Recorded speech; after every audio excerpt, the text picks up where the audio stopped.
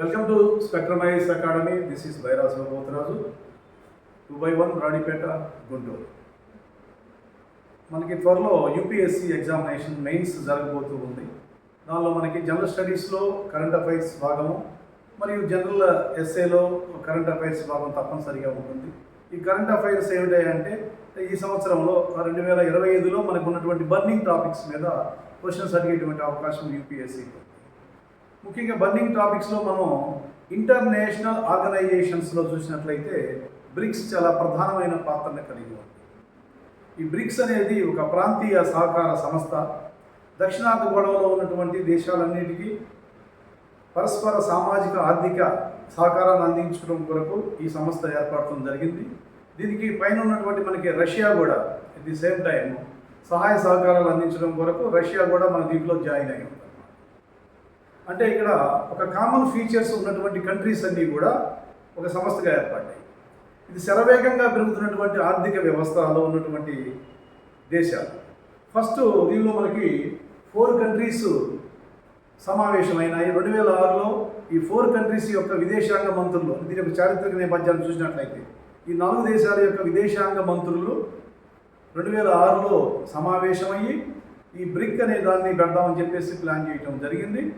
ఈ బ్రిక్స్ అనేది మొట్టమొదటిసారిగా అధికారికంగా 2009 ఎకటేరియన్బర్గ్ రష్యాలో ప్రారంభం కావడం జరిగింది సమావేశం. అక్కడి నుంచి మనకి సమావేశాలు జరుగుతూ ఉన్నాయి. చారిత్రకంగా చూసినట్లయితే B for Brazil, R for Russia, I for India, C for China. ఇంకా 5వ దేశమైనటువంటి సౌత్ ఆఫ్రికా 2010లో బ్రిక్స్లో జాయిన్. తర్వాత మనకి 2024లో మనకి మరొక 4 దేశాలు జాయిన్ అయ్యాయి. 2024లో మరొక 4 దేశాలు జాయిన్ అయ్యాయి. అవి ఏంటి అంటే Iran, United Arab Emirates, Ethiopia, Egypt. ఈ 4 దేశాలు. 2025లో వచ్చేసి ఇండోనేషియా జాయిన్ అయింది. అది ఇప్పుడు బ్రిక్స్ ప్లస్ అని చెప్పేసి అంటున్నారు, 10 మొత్తం. తర్వాత మనకి సౌదీ అరేబియా జాయిన్ అయ్యేటువంటి పరిస్థితి ఉంది. ఇంకా అధికారికంగా దాన్ని డిక్లేర్ చేయలేదు. 2024లో మళ్ళీ మనకి అర్జెంటీనా జాయిన్ అయ్యి మళ్ళీ వైదొలగడం జరిగింది అన్నమాట. ఇది అంటే బ్రిక్స్లో ఉన్నటువంటి దేశాల యొక్క పరిస్థితి. సో ఇవి కాకుండా ఇంకా మరికొన్ని పార్ట్నర్షిప్ కంట్రీస్గా పార్టిసిపేట్ చేయటం జరిగింది. దాంట్లో మనకి ఆఫ్రికాకు చెందినటువంటివి ఉన్నాయి. తర్వాత వచ్చేసి మధ్య అమెరికా చెందినటువంటి క్యూబా ఉంది దాంట్లో. మనకి ఇలాంటి దేశాలన్నీ కూడా కొన్ని ఆఫ్రికా, మధ్య అమెరికా దేశాలు కూడా ఉన్నాయి. సభ్య దేశాలుగా మాత్రం ప్రస్తుతం వచ్చేసి ఈ 10 దేశాలు ఉన్నాయి. 10 దేశాలు అంటే మనకి Brazil, Russia, India, China, south Africa, Iran, Egypt, Ethiopia, United Arab Emirates, Indonesia. అంటే ఇది విస్తృతంగా బాగా వ్యాప్తి చెందింది. సో ఇంతకుముందు చూసుకున్నట్లయితే 2014లో ఈ దేశాల మధ్య ఆర్థిక సహకారాన్ని పెంపొందించడం కొరకు న్యూ డెవలప్మెంట్ బ్యాంకుని పెట్టడం జరిగింది. ఈ న్యూ డెవలప్మెంట్ బ్యాంక్ అనేది తక్కువ వడ్డీతో రుణాలు ఆయా దేశాల మధ్య ఏర్పాటు చేసి ఆ దేశాల యొక్క సామాజిక ఆర్థిక అభివృద్ధి కొరకు పాటుపడుతూ ఉంటుంది. దాన్ని మనం ఎన్డీబీ అని చెప్పేసి అంటాం. ఈ ఎన్డీబీ అనేది ఎక్కడంటే దీని హెడ్ క్వార్టర్స్ చైనాలో ఉన్నటువంటి షాంఘైలో దీని యొక్క హెడ్ క్వార్టర్స్ మనకి ఉన్నాయి. ఇలా మీట్ అవుతూ ఈ సమస్యలు ఏవైతే ఉన్నాయో ఆ సమస్యలను చర్చించుకుంటూ ఇది ముందుకు పోతూ ఉంది. ఇంకా మనం పాయింట్స్గా దీన్ని మనం రాయాలి అంటే చాలా ప్రధానమైన పాత్ర ఇవాళ అంతర్జాతీయంగా బ్రిక్స్ కలిగి ఉంది. ఏ పాత్ర కలిగి ఉందని చూసినట్లయితే ప్రపంచ జనాభాలో మొత్తం వచ్చేసి 45% ఈ దేశాల్లో. ప్రపంచ జనాభాలో 45% ఈ దేశాల్లో. 35% జీడిపి షేర్ ఉంది. That means global gross domestic ప్రోడక్ట్లో మనకి 35% షేర్ ఉంది. సో ఎంత పెద్ద విస్తృతమైనటువంటి దేశాలు అంటే శరవేగంగా అభివృద్ధి చెందుతున్నటువంటి ఆర్థిక వ్యవస్థలతో ఉన్నటువంటి ఈ ప్రాంతీయ సంస్థలో ముఖ్యంగా కూడా భారతదేశం చాలా ప్రధానమైన పాత్రను కలిగి ఉంది. అంటే కరెంట్ అఫైర్స్ పరంగా మనం చారిత్రక నేపథ్యం రాయాలి. చారిత్రక నేపథ్యం దాని యొక్క ఎవల్యూషన్ రాసిన తర్వాత 2000 మనకి ఈ యొక్క సమావేశం అంటే 25 సమావేశం ఎక్కడ జరిగింది, ఎన్నో సమావేశం అంటే 17 సమావేశాలు జరిగినాయి. ఈ 17వ సమావేశం 2025లో బ్రెజిల్లో జరిగింది. ఈ బ్రెజిల్లో జరిగినప్పుడు దానికి మన గౌరవ ప్రధానమంత్రి అయినటువంటి నరేంద్ర మోడీ గారు అటెండ్ కావటం జరిగింది. ప్రపంచంలో ఉన్నటువంటి అనేక సమస్యల గురించి చర్చించారు. ఆ యొక్క ఏ సమస్యలు చర్చించారు, ఆ సమస్యలను పరిష్కరించగలరా, ఆ సమస్యలని సొల్యూట్ చేసేటువంటి విధానం మన దగ్గర ఉందా అని చూసినట్లయితే అక్కడ డిస్కస్ చేసినటువంటి అంశాలు ఏమిటి అని చూసినట్లయితే మనకి ముఖ్యంగా కూడా దీనిలో ఇక్కడ ఫస్ట్ చూసినట్లయితే they discuss about first south cooperation. ఎక్కువగా దక్షిణ సహకారాన్ని పెంపొందించడం కొరకు దీన్ని ఎక్స్పాండ్ చేసుకున్నారు. దక్షిణ సహకారం కోసం గతంలో G77 అని చెప్పేసి ఒక గ్రూప్ ఏర్పడింది, కానీ అది ఇవల్యూషన్లో అంతగా పనిచేయటం లేదు. మరి ఈ సంస్థ అద్భుతంగా ఫలితాలు తీసుకొస్తుందా, లేకపోతే G77 లాగా, లేకపోతే ఒక అలీనోద్యమం లాగా కొంచెం అది దిగజారిపోద్దా అన్నది ఆలోచనలో కూడా పడింది. కానీ బ్రిక్స్ని మాత్రం చాలా స్టాండర్డ్గా పట్టుకొని వస్తున్నారండి. ముఖ్యంగా వీళ్ళందరూ కూడా అంటే చైనా కానీ, రష్యా కానీ, తర్వాత ఇండియా కానీ, సౌత్ ఆఫ్రికా కానీ ఇవన్నీ కూడా ఏంటంటే ముఖ్యమైన అంశాల మీద చర్చించారు. అక్కడ ఫస్ట్ చర్చించింది ఏంటంటే reforms in UN. This is the important point. అంటే ఐక్యరాజ్య సమితిలో సంస్కరణలు తీసుకురావాలి. అంటే ఐక్యరాజ్య సమితిలో మనకి భద్రతా మండలి ఉంది.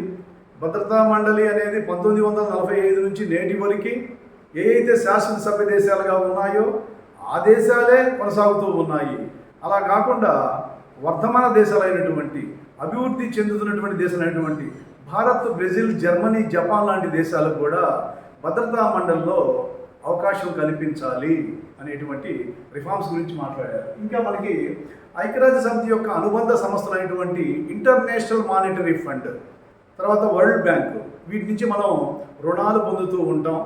మనం క్రైసిస్లో ఉన్నప్పుడు సహాయాన్ని అందిస్తూ ఉంటాయి. 1945 నుంచి ఇప్పటి వరకు అనేక సార్లు IMF నుంచి మనం వరల్డ్ బ్యాంక్ నుంచి రుణాలు పొంది పైకి వస్తూ ఉన్నాం. అంటే వాటిని కూడా కొంచెం రిఫార్మ్ చేయాల్సిన ఆవశ్యకత ఉంది అని చెప్పేసి ఈ అంశాల గురించి చర్చించారు. First point. రెండవ పాయింట్ చూసుకుంటే sustainable development and climate change. మనకు తెలుసు ఎక్కడికి వెళ్ళినా కానీ కూడా బిగ్ ప్రాబ్లం ఏంటంటే క్లైమేట్ చేంజ్. అంటే అభివృద్ధి చెందిన ఇండస్ట్రియల్ కంట్రీస్ అంటే G7 లాంటి కంట్రీస్ అంటే ఈ దేశాల్లో కూడా ఉద్గారాలని ఉపయోగిస్తూ ఉన్నారు. అంటే శిలాజాలతో ఏర్పడినటువంటి ఇంధనాన్ని వాడటం, తర్వాత కార్బన్ సంబంధమైనటువంటి ఉద్గారాలను వాడటం, ఇదంతా కూడా ప్రపంచ పర్యావరణానికి ముప్పుగా తయారయ్యింది. ప్రపంచ పర్యావరణాన్ని దెబ్బతీస్తుంది, ప్రజల్లో వ్యాధులను పెంచుతుంది.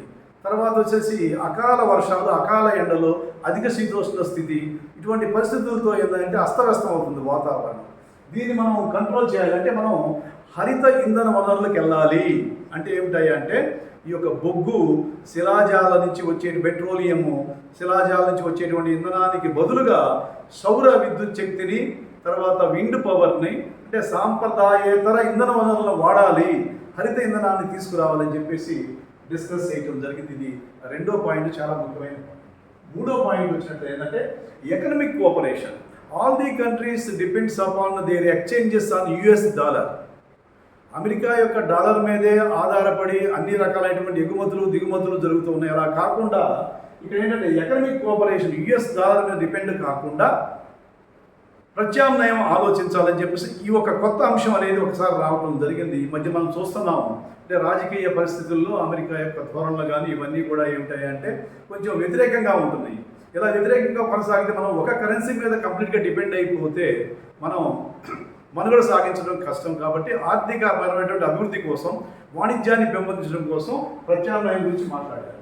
నాలుగో పాయింట్ ఏంటంటే టెక్నాలజీ డెవలప్మెంట్ ఉండాలి, డిజిటల్ ఎకానమీలు చేయాలి. టెక్నాలజీ డెవలప్మెంట్ ఇప్పుడు AI వచ్చింది. AIని ఉపయోగించుకొని మనం ఇంకా ఎటువంటి కొత్త నిర్మాణాలు చేయొచ్చు, కొత్త విధానంతో మనం డెవలప్ కావచ్చు. డిజిటల్ ఎకానమీ ద్వారా మనం ఏ విధంగా గ్రోత్ రేట్ని పెంచుకోవచ్చు, ఈ అంశాలన్నీ కూడా డిస్కస్ చేశారు. తర్వాత చూసినట్లయితే మనకి హెల్త్ అండ్ సోషల్ డెవలప్మెంట్. అంటే ఇక్కడ హెల్త్ అండ్ సోషల్ డెవలప్మెంట్ అంటే కొన్ని వ్యాధులు ఉన్నాయండి. ఆ వ్యాధులు ఇంకా పూర్తిగా నిర్మూలన కాలేదు. అంటే మనకి మలేరియా లాంటి వ్యాధిని నిర్మూలన చేయగలిగారు.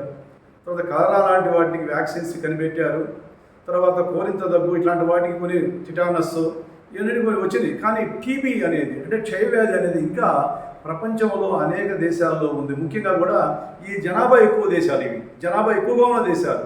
ఈ దేశాల్లో గ్రామీణ ప్రాంతాల్లో ఈ డిసీజ్ ఉంది, ప్రజలకు అవేర్నెస్ లేదు. కాబట్టి టీబీని ప్రక్షాళన చేయాలి, ట్యూబర్క్యులోసిస్ ఎరాడికేషన్ ప్రోగ్రామ్స్ తీసుకురావాలని చెప్పేసి దీని గురించి చర్చించడం జరిగింది.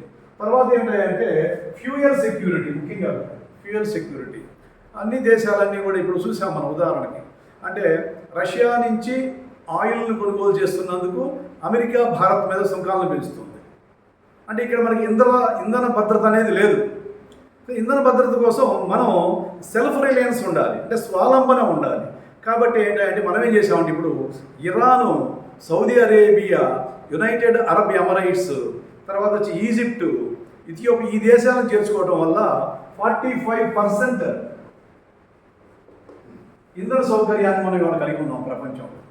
కాబట్టి ఎంత స్ట్రాంగ్ సంస్థ అయిందో మీరు ఒకసారి ఆలోచించండి. అంటే మనం మెయిన్స్ కోసం రాసేటప్పుడు ఈ పాయింట్స్ అన్ని మైండ్లో పెట్టుకొని అనలైజ్ చేస్తూ రాసుకుంటూ వచ్చి ముగింపించామంటే మంచి మార్కులు పొందడానికి చాలా అవకాశం ఉంది. చూడండి, ఫ్యూయల్ సెక్యూరిటీ అనేది. ఇది కాకుండా ముఖ్యంగా ఈ దేశాలు ఏంటంటే రిమోట్ శాటిలైట్స్ని ప్రయోగించడం జరిగింది. బ్రిక్స్ దేశాలు రిమోట్ శాటిలైట్స్ని ప్రయోగించడం జరిగింది. అంటే ఇండియా నుంచి 2 ప్రయోగించాం, చైనా 2, రష్యా 1, బ్రెజిల్ మరియు కెనడా సహకారంతో 1, 6 రిమోట్ శాటిలైట్స్ మనం అంతరిక్షంలోకి ఈ యొక్క శాటిలైట్స్ పంపించడం జరిగింది. అన్ని రకాలుగా వాళ్ళు చూసినట్లయితే సామాజిక, ఆర్థిక, వాణిజ్య, వాతావరణ, టెక్నాలజీ, తర్వాత డిజిటల్, తర్వాత అంతరిక్ష, అనేక రకాల సహకారాలు. ఇదే కాకుండా ఇంకా ముఖ్యమైన అంశం ఏం చర్చించారయ్యా అంటే ఇటీవల మనం చూసాం పహల్గామ్ ఇన్సిడెంట్. అంటే భారతదేశం జమ్మూ కాశ్మీర్లో జరిగినటువంటి ఉగ్రవాద దాడి వల్ల జరిగినటువంటి ఈ యొక్క విధానాన్ని ఖండిస్తూ ఇక్కడ డిస్కస్ చేశారు. ఇంకా రష్యా ఉక్రెయిన్ యుద్ధం కూడా డిస్కస్ చేయడం జరిగింది. తర్వాత పాలస్తీనా, హమస్, ఇజ్రాయెల్ యుద్ధం గురించి కూడా డిస్కస్ చేయడం జరిగింది. ఎందుకంటే యుద్ధాలు జరుగుతూ పోతూ ఉంటే మానవ నష్టం, ప్రాణ నష్టం జరుగుతుంది తప్పితే సామాజిక, ఆర్థిక అభివృద్ధి ఏమి రాదండి. ప్రజలు నష్టపోతూ ఉంటారు. కాబట్టి యుద్ధాలు ముగించేటువంటి పరిస్థితిని మనం తీసుకురావాలంటే ఆబ్లిగేషన్ ఎక్కడ. ఎందుకంటే రష్యా ఒకవైపు కూర్చుంటుంది, ఇండియా ఒకవైపు కూర్చుంటుంది, చైనా కూర్చుంటుంది. చైనాతో మనకి డోకలాం యొక్క వివాదం ఉంది, చైనాతో వివాదం ఉంది. మనకి 62లో మనం చైనాతో యుద్ధం చేసాము, చైనాతో మనం ట్రావెల్ చేస్తున్నాము, మనం మంచిగానే ఉంటున్నాము. కానీ అప్పుడప్పుడు ఏదో దురాక్రమణ జరుగుతూనే ఉన్నాయి, మనం చూస్తూనే ఉన్నాం. ఇవన్నీ యాజ్ టీజ్గా రాయడానికి వీలు పడతావు. కానీ క్వశ్చన్ అడిగిన విధంగా మన ఆ క్వశ్చన్ డిమాండ్ తగ్గట్టుగా మౌల్చుకొని ఇన్ఫర్మేషన్, నేను ఏదైతే ఇన్ఫర్మేషన్ మీకు ఇస్తున్నానో దాన్ని మౌల్చుకొని మీరు ఈ పాయింట్స్ అన్ని రాసి ముగింపు రాసినట్లయితే మంచి మార్కులు పొందడానికి అవకాశం ఉందండి. బ్రిక్స్ మీద తప్పనిసరిగా కూడా యూపీఎస్సీ ఆగస్టులో జరిగేటువంటి మెయిన్స్ ఎగ్జామినేషన్లో క్వశ్చన్ వస్తుందండి. ఇది ఎస్ఏలో మనం పొందుపరుచుకోవచ్చు, ఇన్కార్పొరేట్ చేసుకోవచ్చు, జనరల్ స్టడీస్ 10 మార్కుల్లో ఇన్కార్పొరేట్ చేసుకోవచ్చు. ఈ విధంగా రాసినట్టు మంచి మార్కులు పొందడానికి అవకాశం ఉంది. Thank you very much.